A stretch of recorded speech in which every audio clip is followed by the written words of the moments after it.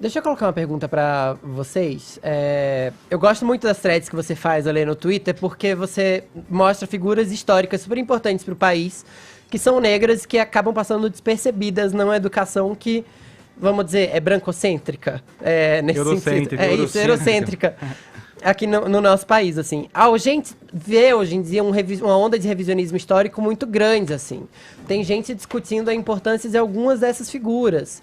Queria saber o que é que vocês acham do Zumbi dos Palmares hoje em dia, se vocês acham que ele tem que ser rediscutido, se ele tem que ser revisitado. Ele precisa ser rediscutido o tempo todo. Porque, primeiro, que existe muita falácia e muita mentira sobre Zumbi de Palmares. A gente precisa convir e entender que, para começar, não existe nem vestígio do que foi Palmares. Existe ainda uma discussão de que Palmares não foi só um quilombo, foram 4 ou 5 quilombos. Existe a discussão de que Aqualtune não foi nenhuma pessoa, foi um quilombo. Então a gente precisa revisitar isso. Só uma parte, desculpa te interromper, claro, mas eu acho que cabe bem no momento da tua fala, que é o seguinte, tem uma série da Netflix chamada Guerras do Brasil, que trata um pouco desse tema. Recomendo aqui ao ouvinte a conferir essa série que fala um pouco dos conflitos interraciais brasileiros, e é muito interessante. Desculpa, pode seguir. Não, mas é muito isso, e a gente precisa questionar as fontes, efetivamente, porque existe uma tendência eurocêntrica, uma tendência das pessoas que estavam lá fazendo a historiografia na época, eles não iriam considerar a vida de um negro. Você acha que o Império, a coroa, ia estourar um quilombo, ia levar uma equipe para fazer toda uma investigação antropológica para falar, nossa, vamos guardar o vestígio da vida dessas pessoas? Não, eles extinguiam e tentavam eximar ao máximo, assim. Não precisa efetivamente revisitar. Mas Zumbi, ele foi um grande líder e, por exemplo, uma das falácias que as pessoas falam sobre ele é sobre a questão dele ser escravista. Quem trouxe essa falácia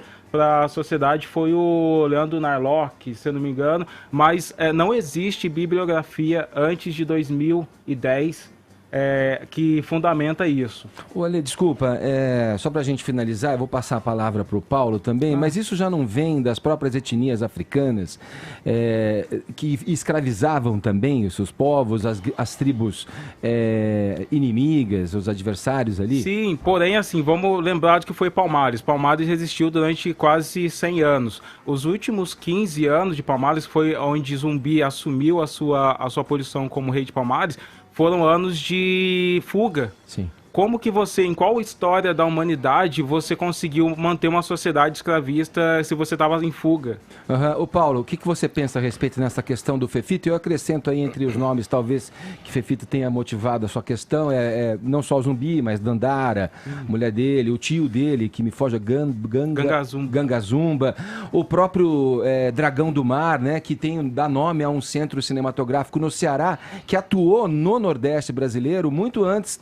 Inclusive, Nordeste é a vanguarda da liberdade nesse país. Muito antes da lei ser promulgada, a Lei Áurea, né, em 1888. Sim. Como é que você vê essa questão colocada pelo Fefito, Paulo? Bom, eu acho que o meu problema com o Zumbi, ou com a narrativa, é com a narrativa que se criou em torno do Zumbi. Porque é o seguinte, do ponto de vista prático, de uma população negra marginalizada e tal, e pobre, coisa e tal, uma figura como o Zumbi dos Palmares, ela é importante do ponto de vista histórico? Mas do ponto de vista prático, o que um negro como eu, jovem, sim, sei lá, 20 anos jovem, né, ou há 30, vendo uma figura como o Zumbi, o que isso traz para mim no meu imaginário? Causa em mim uma certa indignação, uma certa rebeldia e revolta contra uma sociedade escravista e tal, que não existe mais. Então, do ponto de vista prático, eu acho que o que fizeram, eu não sei se foi propriamente o movimento negro, mas certamente os movimentos negros com um apoio político, foi transformar todas as referências que existiam da população negra no Brasil no Zumbi. Então, quando se fala em negritude no Brasil, é Zumbi, é o 20 de novembro e tal. Então, concentraram toda a luta antirracista do Brasil em torno da figura de Zumbi. Isso, para mim, é muito problemático.